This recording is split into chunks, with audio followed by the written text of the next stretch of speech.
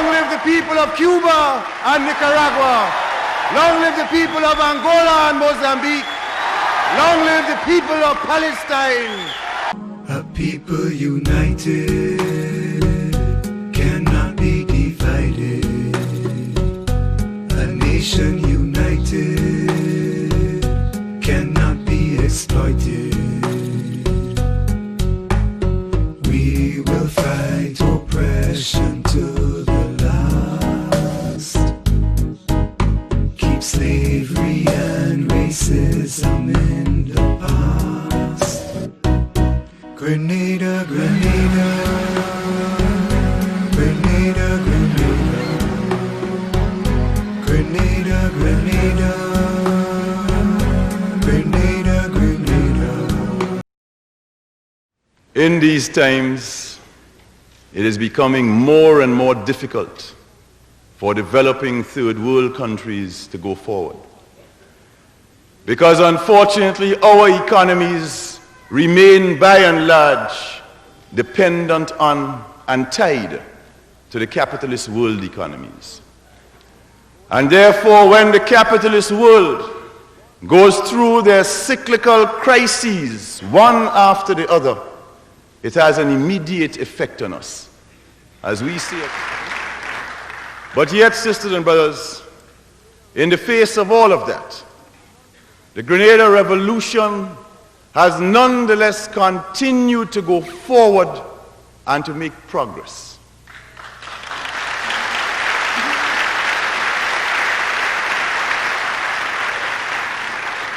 At a time when even the big, powerful, industrialized nations were growing backwards last year, we grew forward by 5.5%.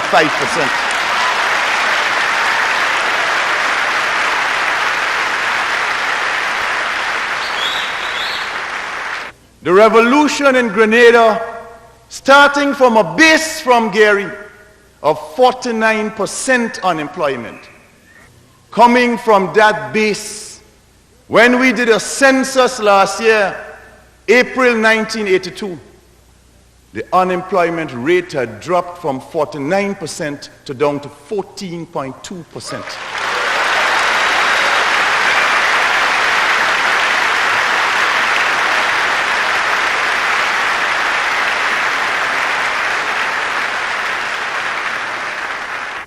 The last year of Gary, 1978, the capital investment program was $8 million.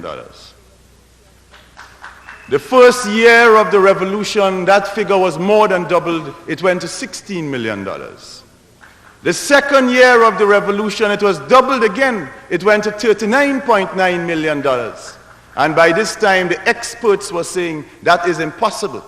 You don't have the resources, you don't have the management, you don't have enough tractors, you don't have enough trucks, you don't have enough engineers. You can't possibly do it. You all were only lucky in 1979 when you doubled Gary own. And you're only lucky in 1980 again when you double your own.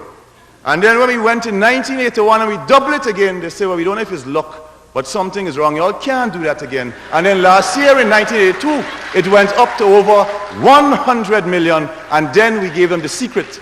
We told them that in a revolution, things operate differently in the normal situation.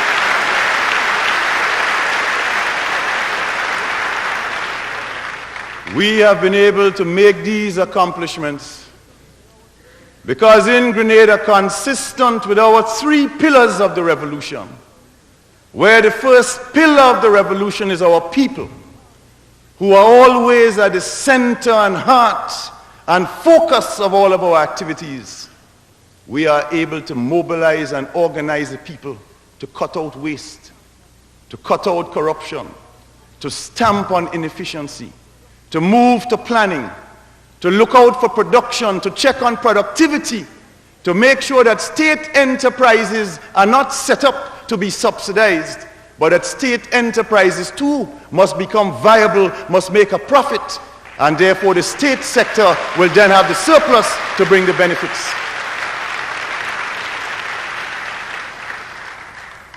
we have been able to pull our people into the whole economic process. And our people have gladly been pulled into the economic process because our people see the benefits which the revolution has brought for them. They understand that when 37 cents out of every dollar is spent on health and education, that means something. In this country, the figure is probably nearer to 10 cents on every dollar. Because today in Grenada, the money that the people of Grenada used to have to spend, for example, when they went to a doctor or a dentist, that money they no longer have to spend because they now have free health care throughout the system.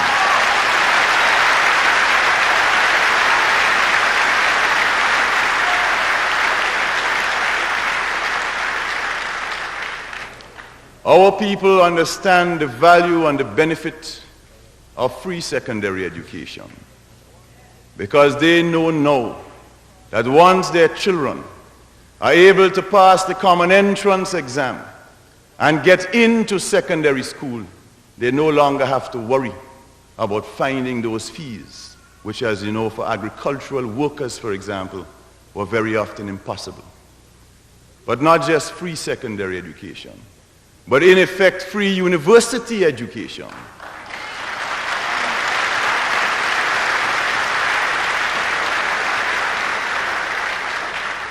Moving from a situation before the revolution, where in the last year of Gary, 1978, just 3 people went abroad on university scholarships. And they happened to be Gary's daughter and one of his other minister's daughter.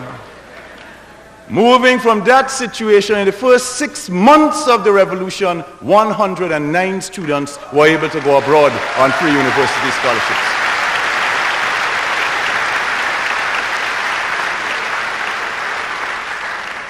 Our people are more and more getting to understand what we mean when we say that education to us is liberation.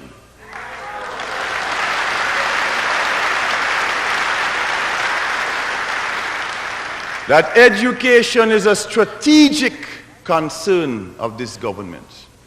That is why this year, 1982, is the year we have named the year of political and academic education, because we understand the importance of bringing education to our people. Following the establishment of the Center for Popular Education program in early 1980, within 1 year of the work of the CPE program, the illiteracy figure in Grenada was reduced to 2% of the entire population.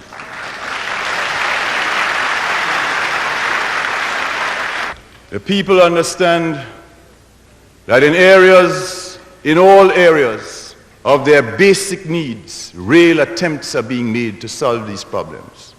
2.5 million gallons more of water, pipe-borne water, are flowing into the homes of our Grenadians at this time. Before the revolution, under 30% of all homes had potable water. The people understand what it means when electrification is brought to their village. The people understand what it means when they know that by the middle of next year, we would have doubled the electricity output and capacity in our country, and therefore more people would have the possibility of electricity. Our people, therefore, sisters and brothers, have a greater and deeper understanding of what the revolution means and what it has brought to them. They certainly understand very, very clearly that when some people attack us on the ground of human rights, when some people attack us on the ground of constituting a threat to the national security of other countries, our people understand that is foolishness. They know the real reason has to do with the fact of the revolution and the benefits that the revolution are bringing to the people of our country.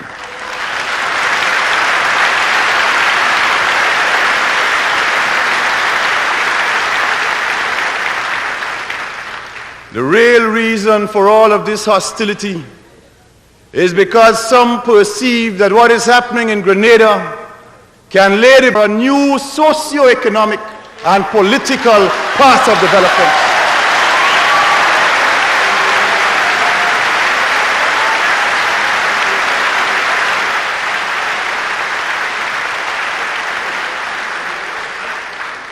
They give all kinds of reasons and excuses, some of them credible, some utter rubbish.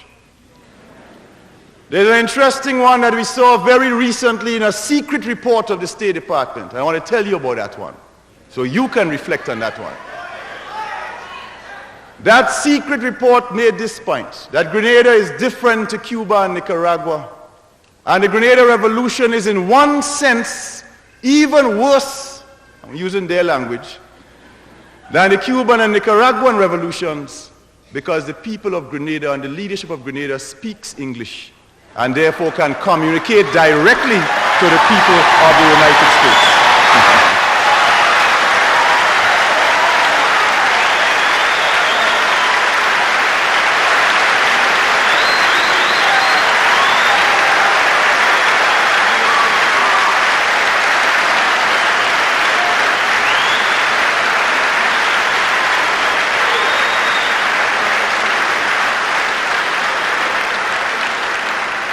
I can see from your applause, sisters and brothers, that you agree with the report.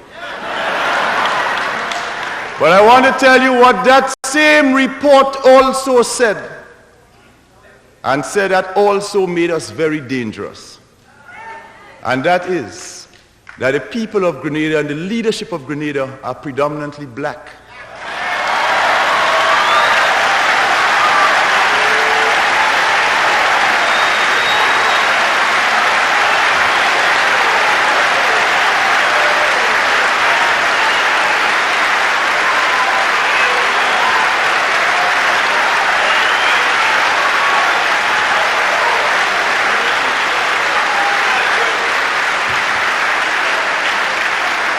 They said that 95% of our population is black, and they had a correct statistic.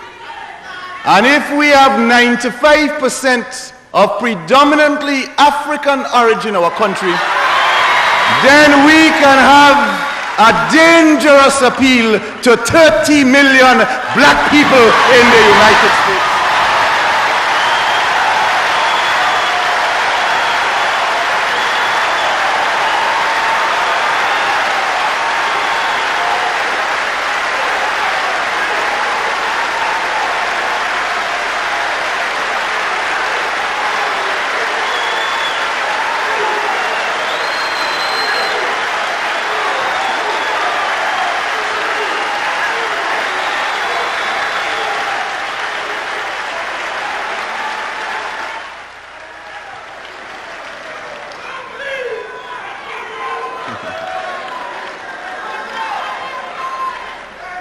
Now, that aspect of the report clearly is one of the most sensible ones. But, sisters and brothers, how do we evaluate other sides of the report? Like when they say that Grenada violates human rights. When they say to us, how come you have detainees? What about the press? What about elections? When they say to us, where are your elections? They don't turn around at the same time and say to their friends in South Africa, where are your elections?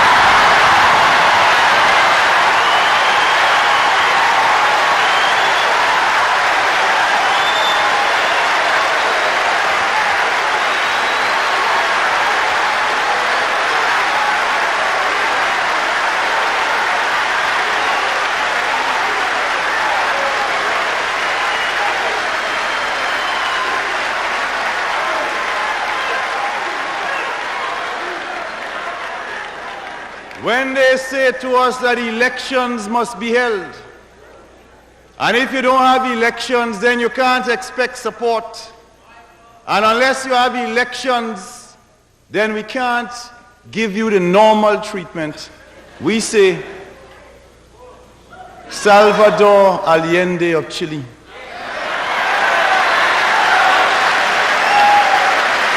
Salvador Allende of Chile was elected in September 1970 by the people of Chile. Allende did not take power through a revolution. Allende did not form a militia. Allende did not grab any land or property. Allende had no political detainees. Allende did not crush the press. He did not close down the parliament. He did not suspend the constitution. He played by every rule they wrote, but they killed him still.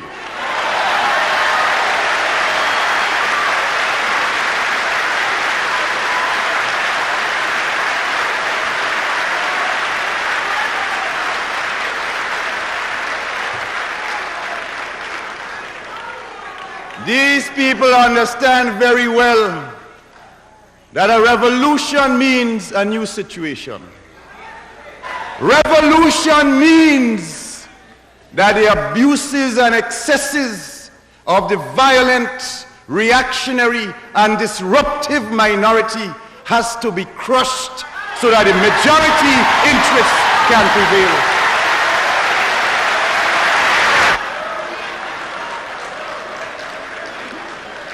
When the Americans had their revolution in 1776, it took them 13 years to call their election.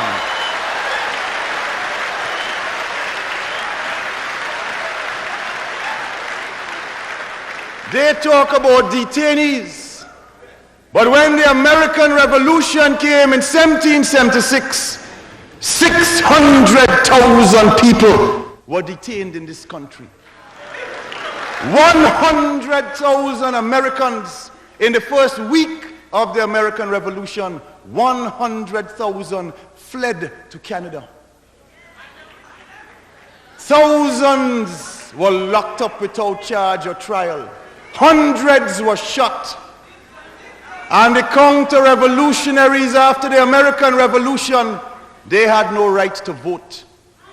They had no right to teach. They had no right to preach. They had no right to a job. Their land was confiscated without payment. So when the falsifiers of history try to pretend that the American Revolution was a Boston Tea Party, was a very bloody Tea Party.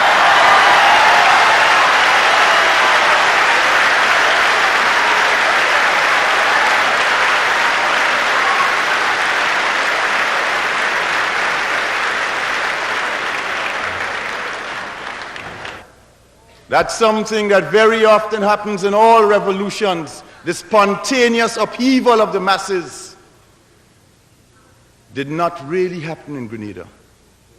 A church-based organization in Washington called Epica wrote a book last year on Grenada. They called it Grenada, the Peaceful Revolution. We can understand why.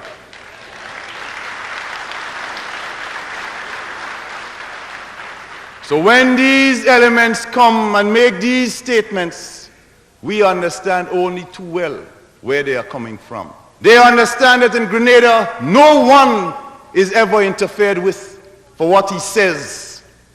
No one is ever interfered with for what he writes. In fact, today, criticism is deeper than ever in the society in a constructive way. But our people also understand that the first law of the revolution is that a revolution must survive, must consolidate, so more benefits can come to them.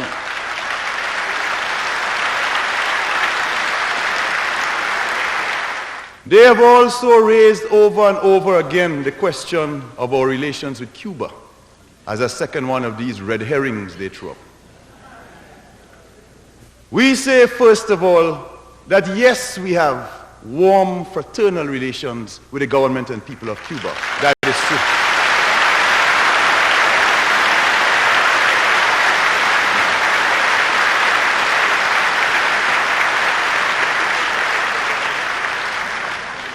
We see Cuba as part of our Caribbean family of nations.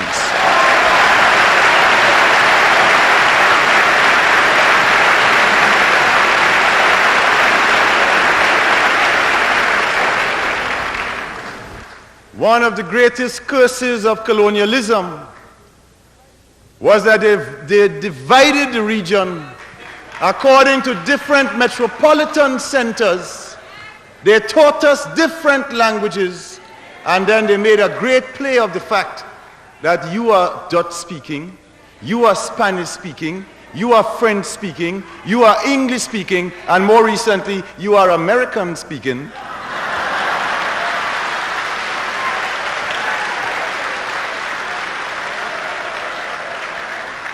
And based on this linguistic nonsense, they taught us to hate each other. But the fact of the matter is that they come down, they tell us if you're speaking Dutch, you're the best. If it's English, you're the best. French is the best. Spanish is the best. American is the best. And all of us hating each other. When in fact we are one people from one Caribbean with one struggle and one destiny.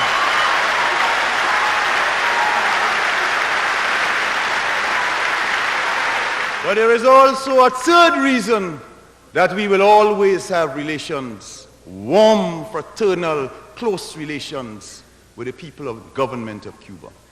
And that is our admiration and our respect for the internationalism and the achievements of the Cuban people.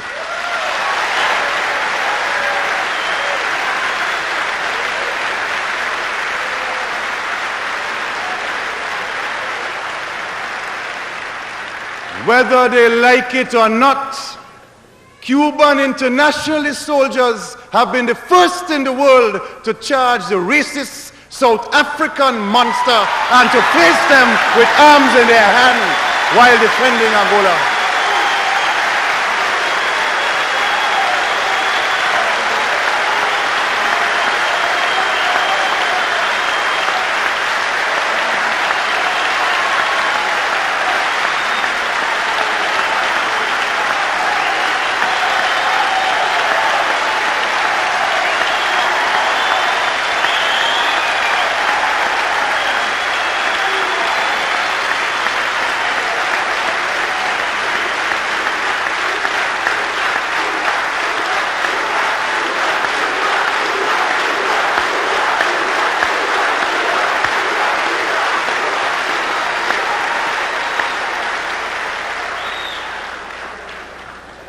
If there were no Cuban internationalist troops in Angola, how long ago would a South African apartheid monster have overrun Angola with the assistance of several Western powers?